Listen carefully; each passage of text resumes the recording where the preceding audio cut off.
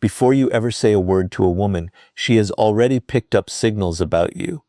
Not from anything you've spoken, but from how you hold yourself, your posture, your facial expression, your eye contact, your pace, your capacity to stay relaxed, and even how you handle a quiet moment can broadcast confidence or insecurity before the conversation has even started.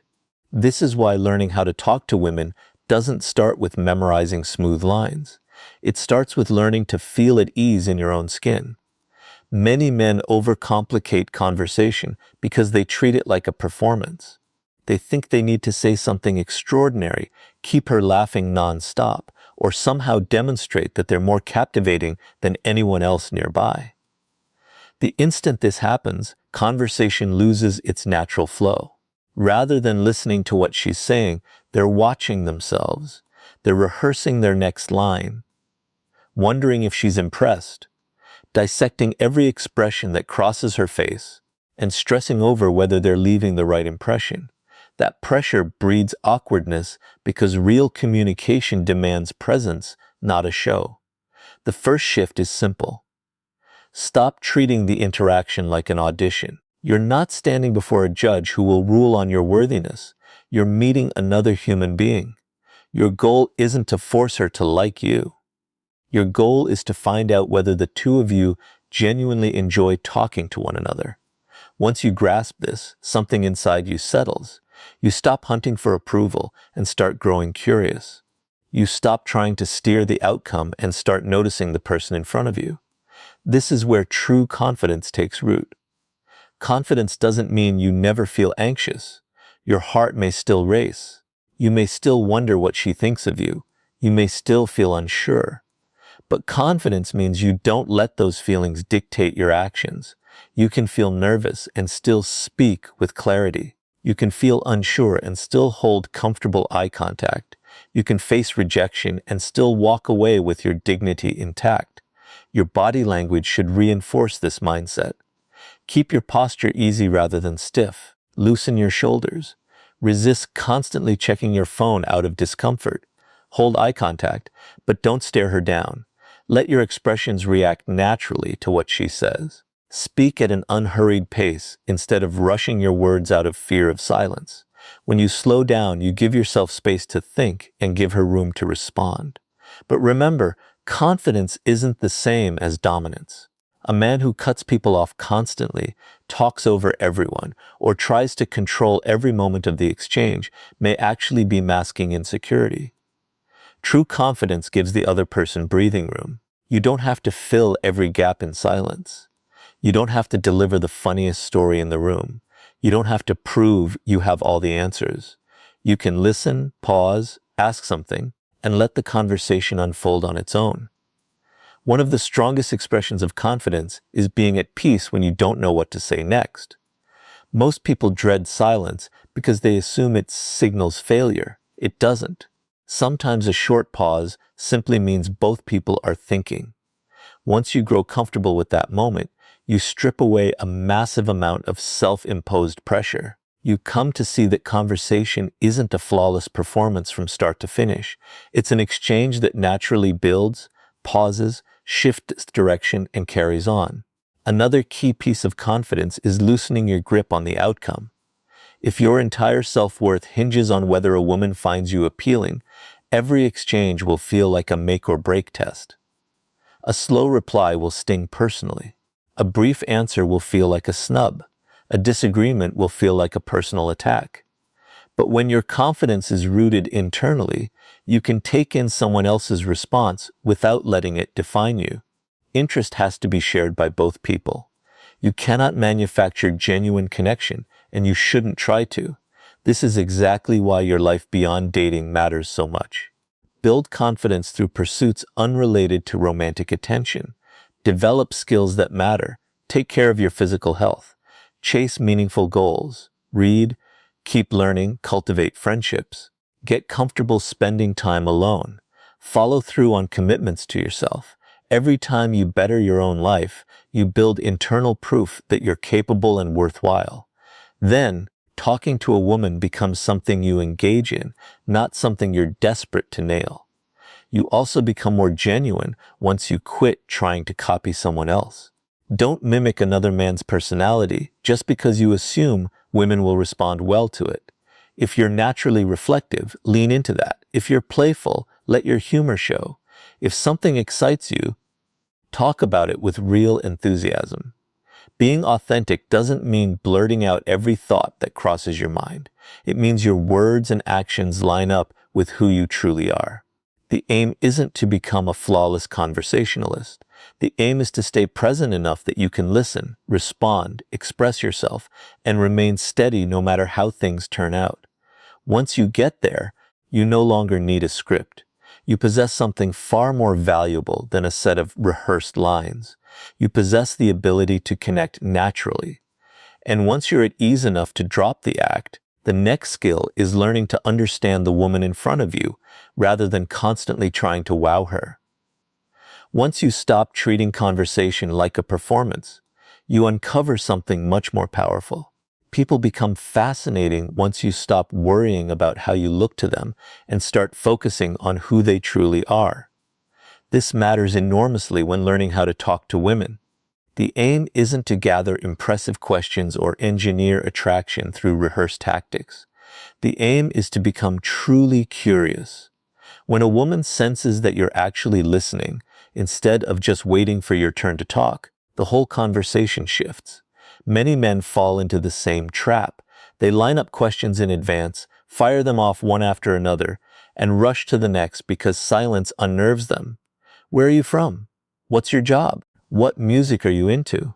These questions aren't bad. But when delivered like a job interview, the conversation turns predictable.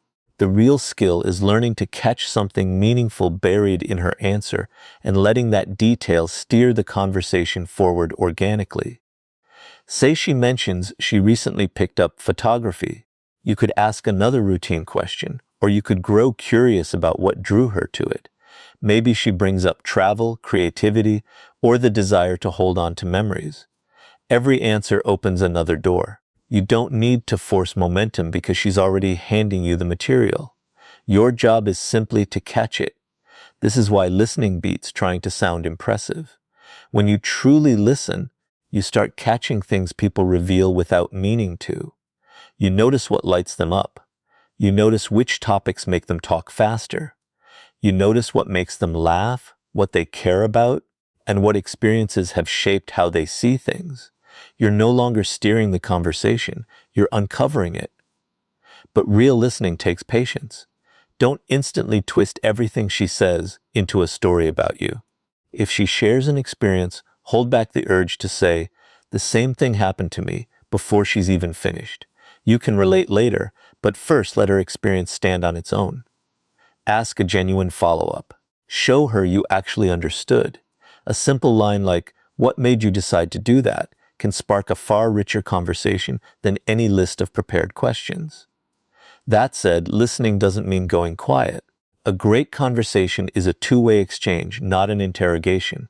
Offer your own thoughts and experiences when they naturally come up. If she describes a hard decision, share your own take. If she says something funny, laugh genuinely. If you disagree with a viewpoint, explain why respectfully. The goal isn't nonstop agreement. It's building a space where both people can speak freely without fear of judgment. One of the most attractive traits in conversation is making someone feel understood without pretending to share every opinion they hold. You can say, "I get why you'd see it that way." Even when you see things differently, that kind of emotional awareness builds trust, because it shows that disagreement doesn't have to turn into conflict. You should also learn to read when someone wants to keep talking and when they don't. Respect is woven into good communication. If her replies stay short, she seems to be pulling back, or she clearly appears uneasy, don't keep pressing for her attention. A confident person doesn't need to force a conversation to happen. Give her room. Real interest can't be manufactured through sheer persistence. Sometimes the strongest move is simply accepting that things aren't clicking. This mindset shields you from another common trap, overanalyzing every tiny cue. You don't need to decode every smile, emoji, pause, or gesture as if it's hiding a secret message. Look at the bigger pattern instead. Does she add to the conversation? Does she ask about you? Does she willingly keep the exchange going? Does she seem relaxed and engaged? Consistent behavior tells you far more than any single moment. The deeper truth is that women aren't puzzles waiting to be solved.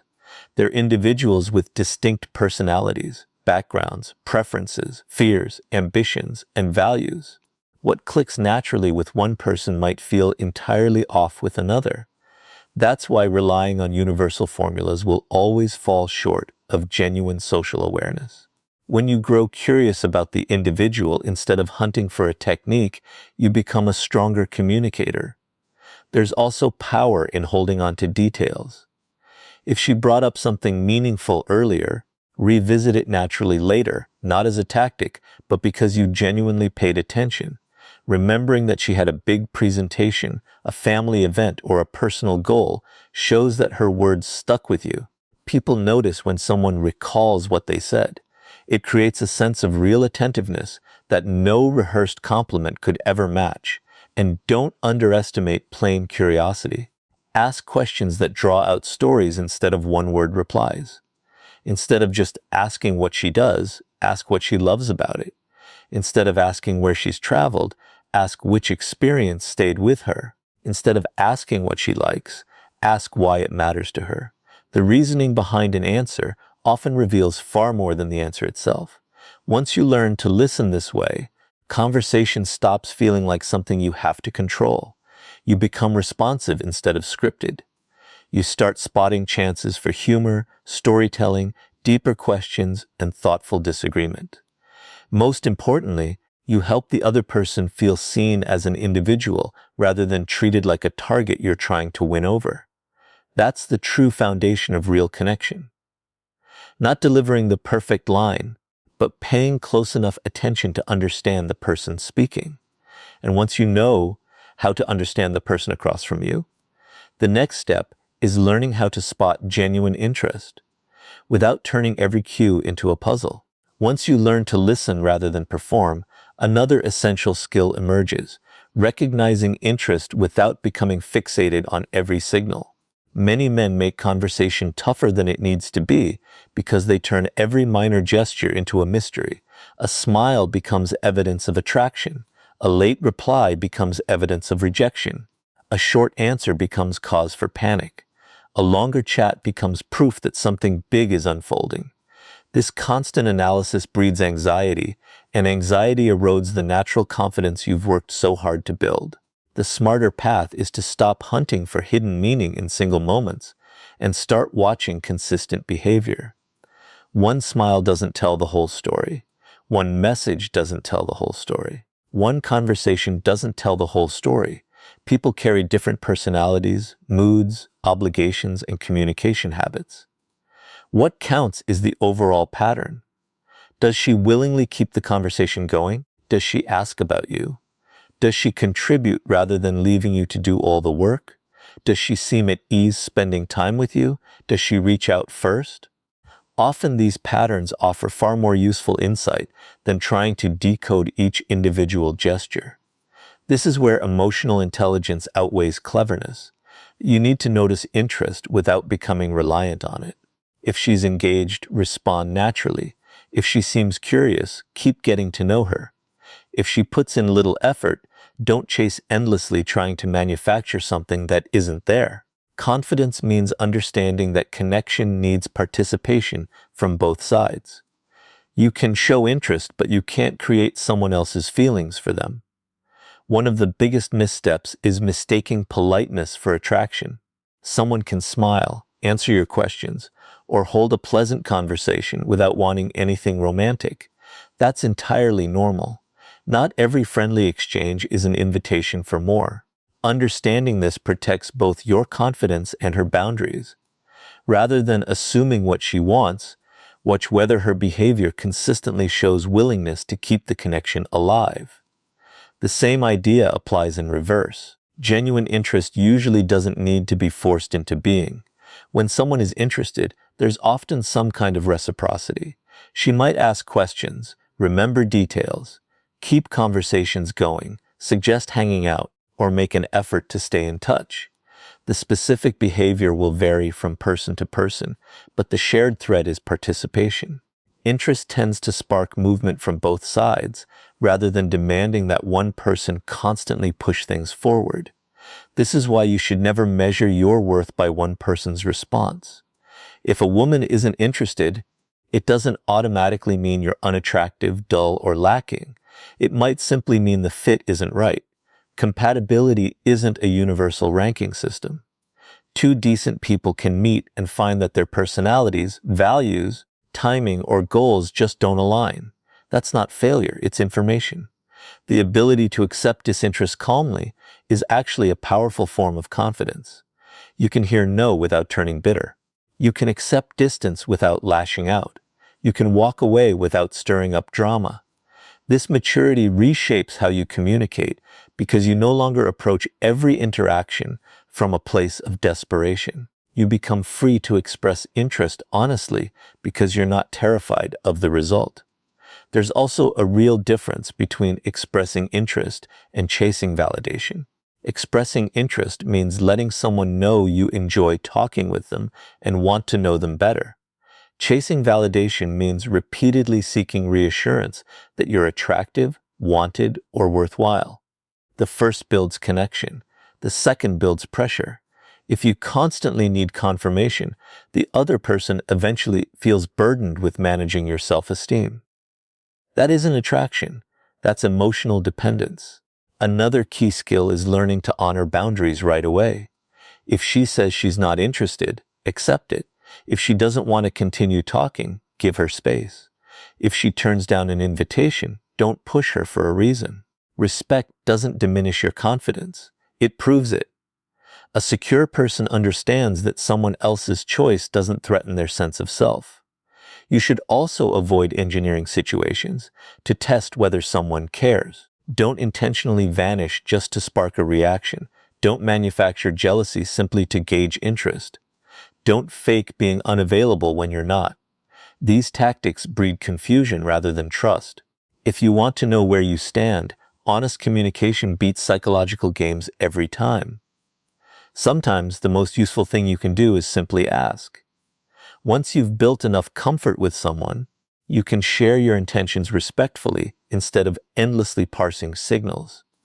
Being direct may feel more exposed than guessing, but it spares you from constructing an entire narrative out of assumptions. You can say you enjoy her company and would like to see her again, then let her answer be whatever it is. This mindset also keeps you grounded when attraction runs strong. When you really like someone, your imagination can outpace reality. You start filling gaps with assumptions. You picture a future before you actually know the person.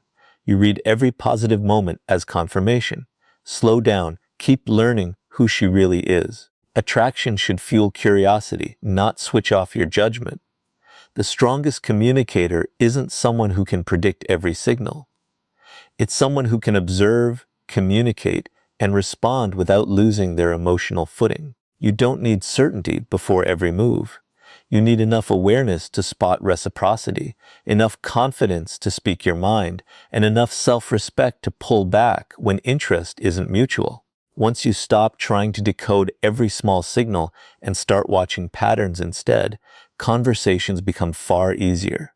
You stop living inside your own assumptions and start responding to what's actually happening.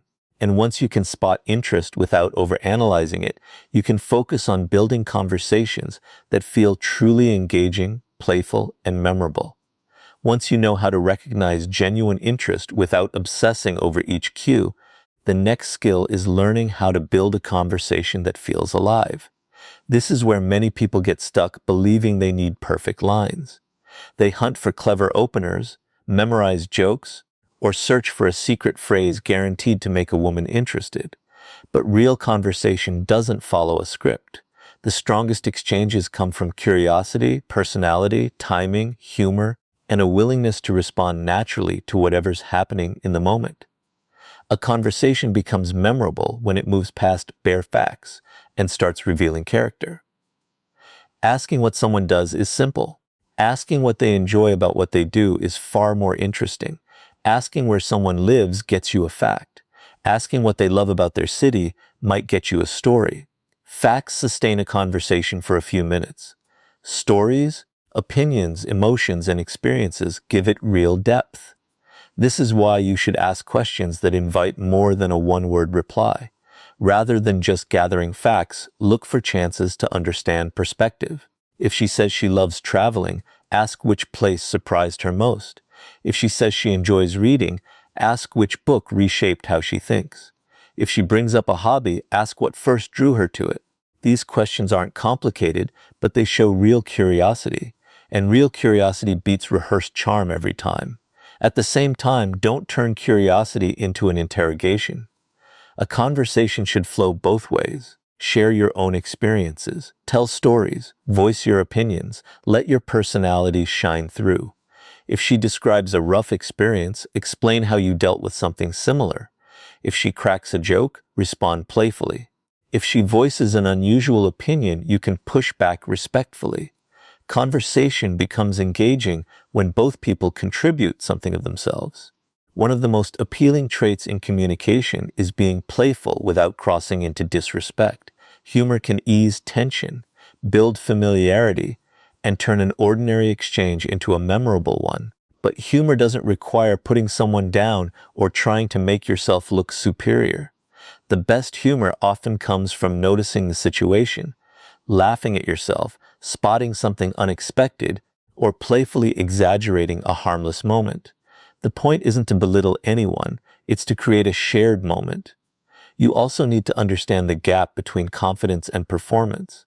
If you're constantly forcing jokes, constantly telling stories, or constantly proving how fascinating you are, the other person can feel the strain behind it. You don't have to entertain every second.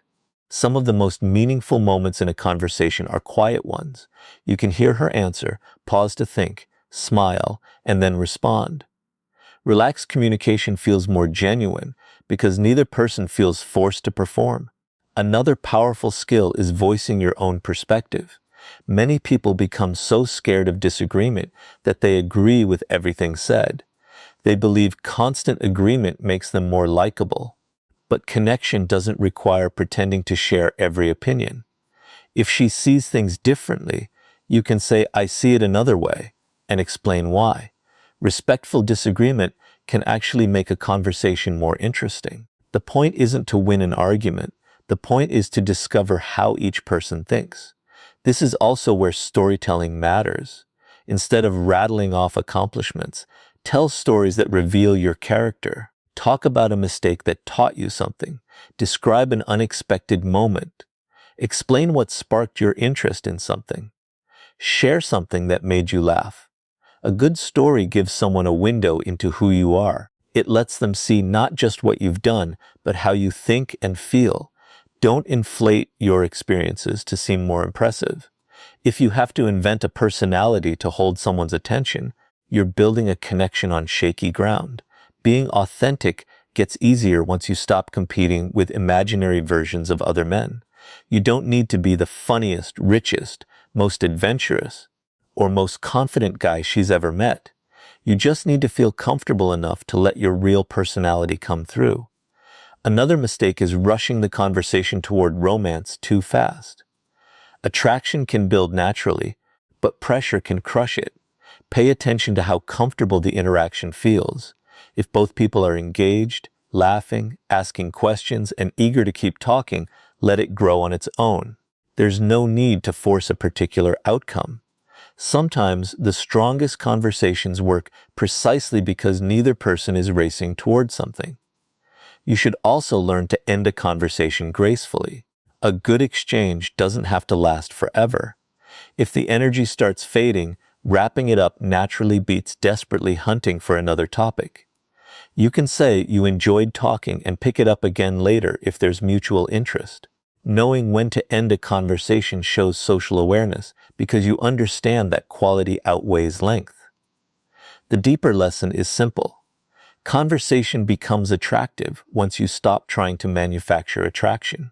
Be curious, be expressive, listen closely, share honestly, Use humor naturally, respect differences, give the other person space, let the interaction become what it naturally is instead of forcing it into what you imagined. When you communicate this way, you're no longer hunting for the perfect line. You're creating a genuine exchange between two people. And that's far more memorable than any rehearsed technique. And once you can build engaging conversation naturally, the next step is learning when to pursue the connection and when to step back with confidence and self-respect. Once you know how to build engaging conversation, another skill becomes essential, knowing when to press forward and when to pull back. This is where self-respect becomes one of the most crucial parts of learning how to talk to women. Many men believe persistence is always attractive. They assume that if they keep messaging, keep justifying themselves, keep asking for another shot, or keep trying to prove their interest, the other person will eventually come around. But genuine connection can't be forced. When interest is mutual, you shouldn't have to carry the whole interaction by yourself. Watch for reciprocity. If you're always the one starting the conversation, always asking the questions, always proposing plans, and always trying to keep things alive while she barely contributes, that pattern is telling you something. It doesn't necessarily mean she dislikes you, but it may mean her level of interest differs from yours. Rather than growing frustrated, accept the information. Confidence means being able to face reality without trying to argue with it. This is one of the clearest distinctions between confidence and neediness. A confident man can express interest openly without becoming dependent on the response. He can say he enjoyed talking with her or suggest meeting again, and then let her decide. He doesn't fire off 10 more messages because the first one went unanswered. He doesn't invent excuses for why she's repeatedly dodged making plans. He doesn't grow angry because someone didn't return his interest. He understands that attraction must be chosen freely by both people. There's dignity in giving someone space. If she says she's busy, take her word for it instead of assuming she's testing you. If she turns down an invitation, accept it gracefully. If she clearly signals she's not interested, don't try to talk her out of it. A person's boundaries aren't obstacles to overcome, they're information to respect. This mindset makes communication healthier because you stop treating rejection as something to be defeated. At the same time, stepping back doesn't mean playing games. You shouldn't deliberately vanish to make someone anxious. You shouldn't ignore messages just to manufacture scarcity. You shouldn't try to make her jealous to prove you're desirable. These tactics might stir up temporary confusion. But confusion isn't genuine connection. If you're interested, say so honestly. If the interest isn't returned, step back honestly. There's far more strength in clarity than in manipulation. Another important skill is learning not to take every shift in someone's behavior personally. People juggle responsibilities, stress, family matters, work, personal struggles, and shifting priorities. One delayed message doesn't automatically mean rejection. One quiet day doesn't call for a dramatic reaction. Watch for patterns rather than isolated moments. If someone consistently makes an effort, occasional delays mean very little. But if someone consistently avoids engaging, repeatedly cancels without offering another time, or puts in minimal effort, pay attention to that pattern. This keeps you from becoming emotionally reactive. Instead of spiraling into why isn't she responding, what did I do wrong, you can simply observe. You don't need to invent a story. You don't need to turn on yourself or blame her. You can recognize that the connection may not be moving in the direction you'd hoped, and make a mature call about where to put your energy. Self-respect also means refusing to twist yourself into someone else just to hold on to her attention. If you find yourself constantly changing your opinions, hiding your personality, pretending to enjoy things you don't, or tolerating treatment that violates your values purely out of fear of losing her, you're not building something healthy. You're trading your identity for approval. A relationship built on that foundation eventually wears you down because you have to keep performing the version of yourself you think will be accepted. Healthy attraction lets both people stay individuals. You can have different interests. You can disagree. You can keep your friendships and personal goals. You can say no. You can hold standards. You can voice what you want without demanding the other person supply it. This balance builds respect because neither person has to disappear inside the relationship. There's also strength in knowing when to end an interaction gracefully. Not every conversation has to become a relationship. Not every attraction has to turn into a commitment. Sometimes two people simply don't mesh. Rather than letting that reality curdle into resentment, accept it and move forward. The ability to walk away peacefully protects your confidence and keeps momentary disappointment from hardening into bitterness. Remember, the point of talking to women isn't to win over every single woman. That would be impossible, and it would drain every interaction. The point is to communicate with confidence, discover compatibility, and build connections where interest and effort flow both ways. When the connection is mutual, keep nurturing it. When it isn't, respect the answer and hold on to your dignity. The strongest form of confidence is being able to express interest without losing yourself in the result. You can care without clinging. You can pursue without pressuring. You can be vulnerable without becoming dependent. You can hear no without feeling worthless. And you can walk away without needing revenge, explanations, or one more chance to prove yourself. Once you understand this, talking to women becomes far less complicated. You stop chasing certainty and start responding to what's real. You stop measuring your worth through someone else's attention and start choosing relationships that genuinely deserve your time. And once you can express your interest while safeguarding your self-respect, the final step is building a life and identity strong enough that confidence in conversation becomes a natural extension of who you are. The final step in learning how to talk to women is realizing that your conversations become far easier once you build a life you genuinely respect. Many people try to sharpen their dating skills without ever improving themselves. They chase better opening lines, better messages, better ways to look confident, and better tricks for holding someone's attention. But if your entire sense of confidence rests on how someone else responds to you, no technique will hand you lasting security. The strongest conversations come from someone who already has direction, interests, standards, and a life that feels meaningful. Think about what happens when there's not much going on in your own life. You meet someone attractive, and suddenly the interaction feels enormously high stakes.